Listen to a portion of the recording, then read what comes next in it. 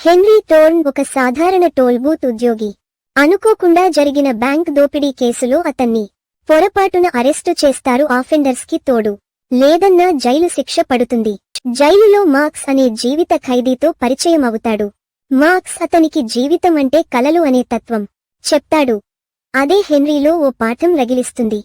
Jail నుంచి విడుదలైన తర్వాత హెన్రీ ఓ విస్మయకర నిర్ణయం తీసుకుంటాడు.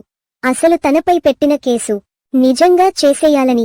బ్యాంక్ కింద ఓ పాత టన్నెల్ ఉందని తెలుసుకుని హెన్రీ ఒక థియేటర్ కంపెనీలో చేరతాడు. అక్కడ జూలీ అనే నటితో ప్రేమలో పడతాడు. హెన్రీ, మార్క్స్, జో తన భార్య కొత్త భర్త ఎడ్డీ కలిసి రియల్ హైస్టు ప్లాన్ చేస్తారు. కానీ ఎడ్డీ వారిని మోసం చేసి డబ్బు మొత్తం తీసుకోవాలనుకుంటాడు. హెన్రీ ఎడ్డీని అడ్డుకుంటాడు. డబ్బు దొరుకుతుంది. కానీ చివరికి అతను గెటవే వాహనంలో ఉండకుండా ప్రేమ కోసం జూలీతోనే ఉండటాన్ని ఎంచుకుంటాడు.